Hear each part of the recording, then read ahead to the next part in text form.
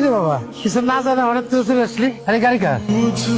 এই গাড়ি deputy director Sadiq সাহেবের ছেলের। তারপরে তোর গাড়ি।